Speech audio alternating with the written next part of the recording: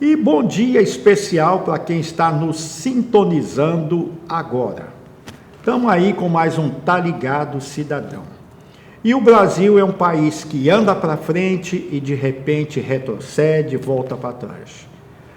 A bala na agulha agora é a PEC 32, um projeto de emenda constitucional que tira uma série de garantias e de direitos dos servidores públicos brasileiros.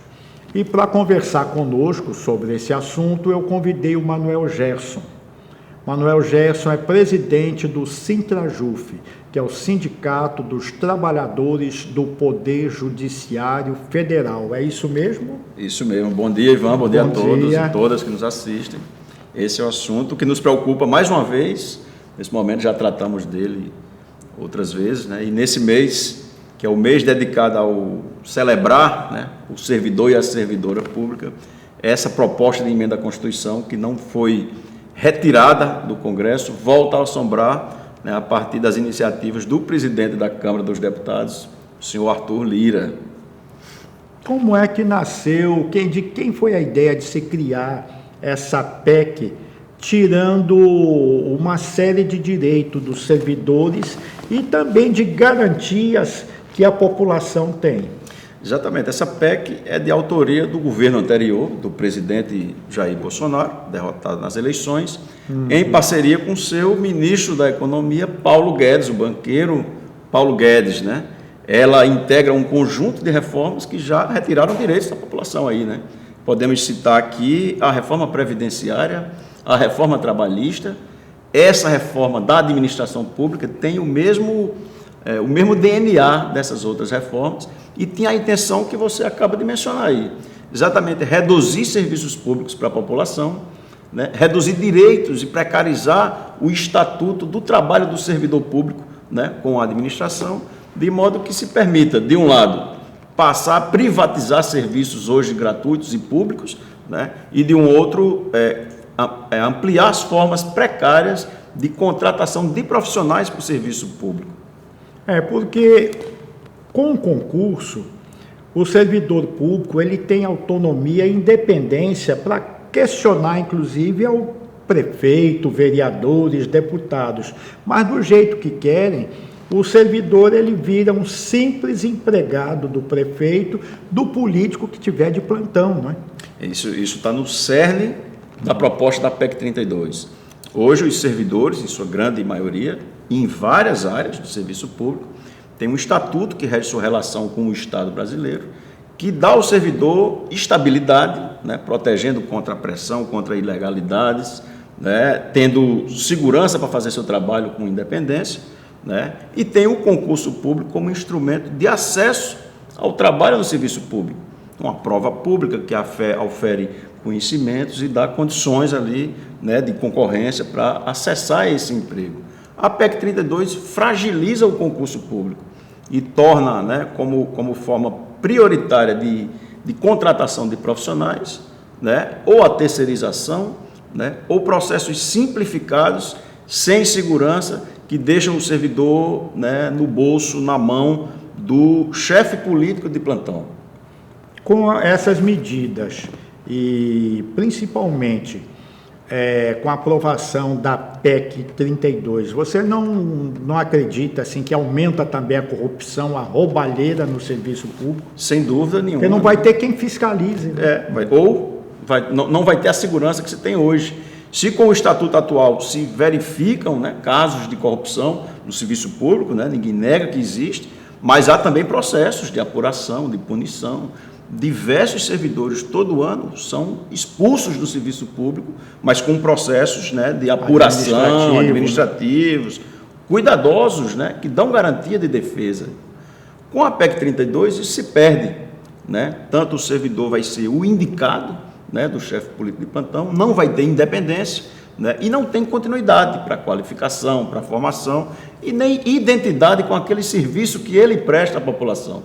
A gente pode citar alguns casos aqui, né, mais recuado, a gente mencionou isso aqui da vez anterior que tratou do assunto, dos fiscais do Crivella, aquele ex-prefeito do Rio de Janeiro, que ele né, determinava que no horário de expediente saíssem das repartições, fossem para frente de hospitais, né, pressionar, causar tumulto ali, fazer um trabalho que não é o seu. A população que queria dar entrevista reclamando do fraco desempenho do serviço de saúde no Rio de Janeiro era proibida por esses leão de chácara, né, por esses milicianos, né? Exatamente. Mas, para citar o exemplo mais próximo da gente, né, durante a pandemia, durante o governo Bolsonaro, vimos aí incidentes que demonstraram para a população a importância de ter servidor estável.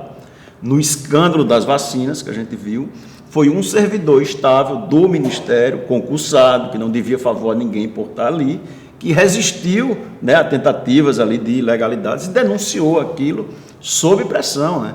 Vimos isso na Anvisa também, né, nas opiniões sobre as vacinas, sobre o processo de atestar, né, a utilidade, atestar a segurança das vacinas, também muita pressão do governo sobre esses servidores e eles, né, tranquilos quanto à sua estabilidade no emprego e também identificados com os serviços que prestam à população, puderam cumprir uma tarefa aí que eu acho que salvou vidas, né? Apesar de muitas vidas terem se perdido, decorrência direta da conduta irresponsável, negacionista do governo.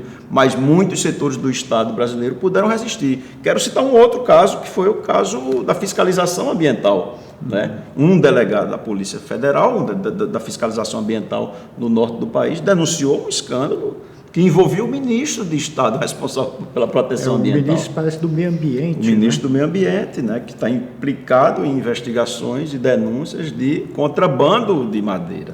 Veja só, e esse servidor foi removido, né, jogaram ele do norte para o sul, não sei, mas o emprego dele restou garantido, ele teve essa independência e coragem, né, de defender o direito da população ao meio ambiente, né, independente da pressão do governo sobre ele. Né? E agora, muito recentemente, o escândalo, né, da ABIN, que compraram aí uns grampos, né, uns aparelhos de grampo de Israel, e nós temos aí milhares de pessoas que foram grampeadas sem autorização da Justiça, e 2 funcionários, inclusive funcionários concursados da ABIN, envolvidos nessa falcatrua, eles estavam pressionando, né, usando da força do cargo que ocupavam, para pressionar autoridades, inclusive da própria ABIN, para que eles não fossem demitidos. Mas a força do processo administrativo, a força da administração pública, da independência da administração pública, fez com que eles fossem investigados e punidos, né? Veja, esse caso, né, ele ajuda a compreender e desmistificar um ponto que é um aspecto da propaganda a favor de propostas como essa da PEC 32. Há várias propagandas sobre ela, né, para defender uma medida tão amarga e ruim para a população. Tem que se inventar um artifício, né, para enganar, para convencer de que ela é necessária. Um dos lemas, né, dessa propaganda é de que o servidor público pode cometer irregularidades que ele não é demitido. Isso é uma mentira, isso é uma falsidade. Esse caso demonstra isso. Acontece que não pode... não trabalha. Né? Isso, né? Então, assim, esse caso demonstra que, em havendo registro de irregularidade, há um processo administrativo que se verifica isso.